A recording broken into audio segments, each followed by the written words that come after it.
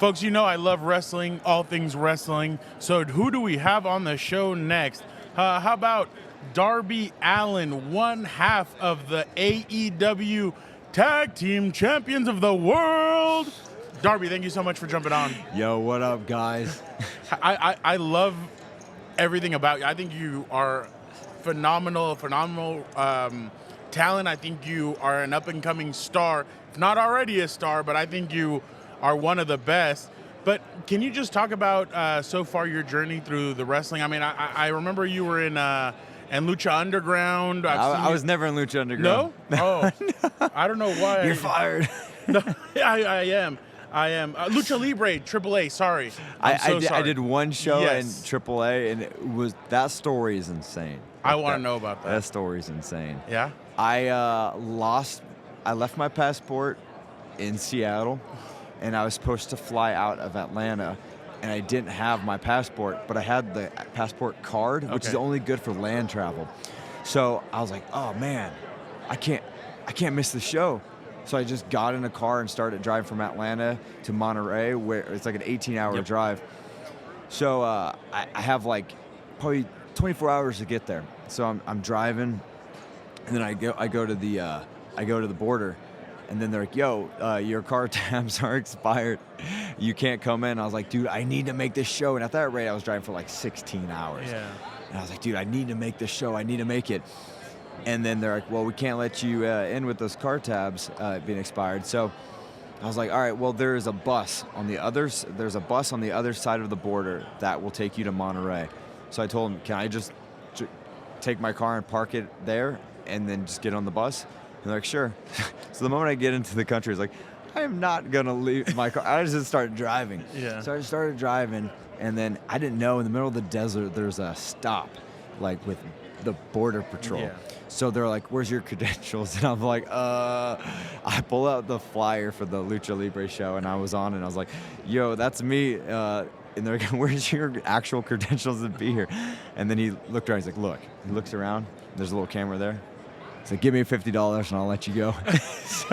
So I'm up for like 30 hours driving from Atlanta to Texas, then to Monterey, and then I wrestled at this bull rink.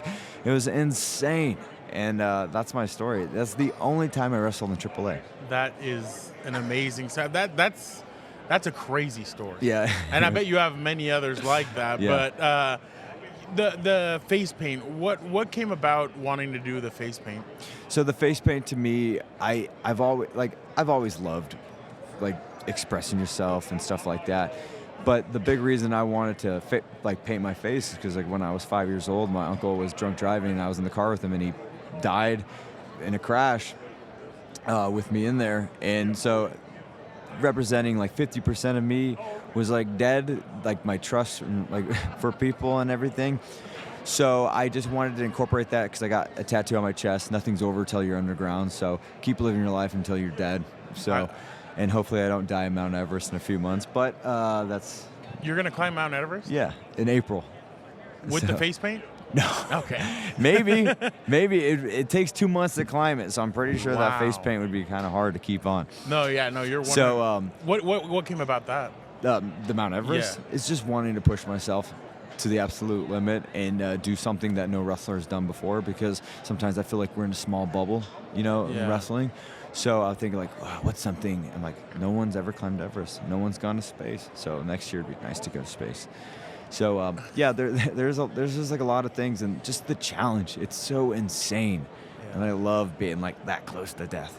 If you need help gaining weight, I could totally do that for space. I can totally help you with that, because that's I think you lose about 50 pounds a day that you're in space, or 50? 20 pounds. 20 pounds. I was like 50. No, 20. That's like a new diet program. Everyone's just going to space. Hey, I would send me up there. Well, it's ironic because Oreos is actually having a contest if you like putting on where they fly people to space. So maybe it's like there's like, I don't know if there's something behind that.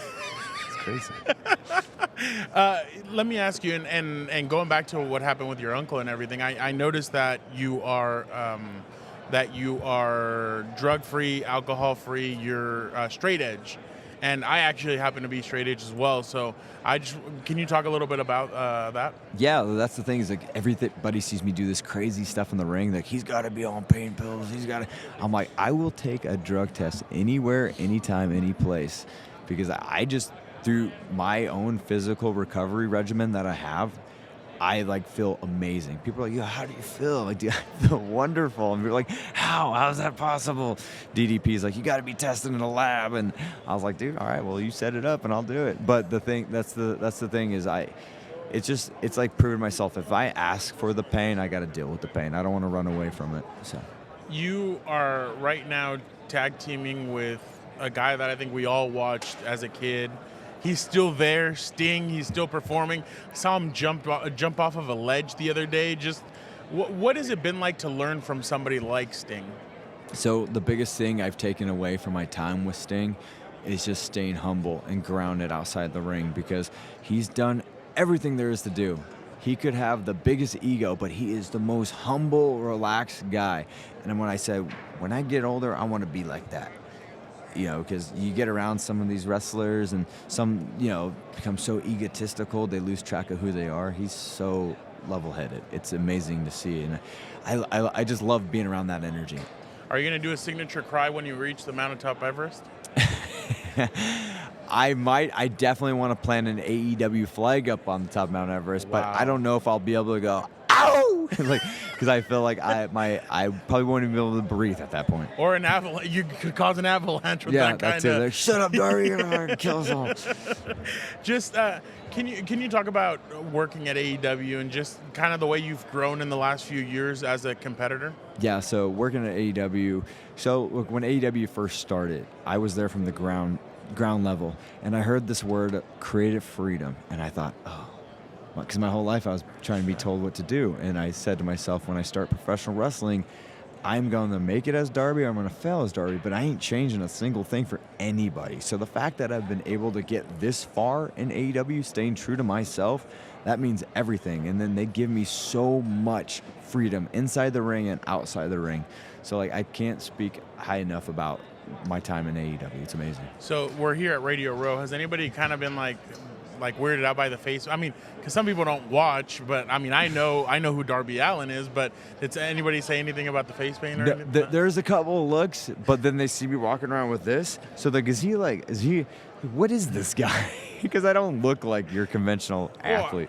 Well, I mean, the thing is that people expect the old model of 6'6", 270 pounds. I mean, that's not, thank God finally we started realizing in the last decade that wrestlers are built in all shapes and sizes, and it's all about the talent and if you can get over. What I viewed in the very beginning as my biggest downfall, being size, is now my biggest plus. It's like, dude, I think it speaks the longevity of how I'm able to feel so good and the speed that I have out there and the story. Like, dude, who doesn't like a good old David versus Goliath story, man? Like, Those are it's awesome. fun. It's so fun. Yeah.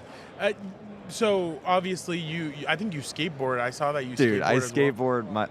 I wouldn't be here without skateboarding. Can you talk a little bit more about that? Yeah, well, when I grew up, I always loved professional wrestling, and I wanted to do it so much, but I never had the confidence to do it. And then when I picked up a skateboard, to me, it was like an outlet where I didn't have to rely on a team, a coach. I was like my own man. So it taught me a lot of discipline, and also falling on concrete is the worst thing you could ever do. So it got me ready for my pain threshold into wrestling. But it was just like a way to express myself and, kind of do things my own way.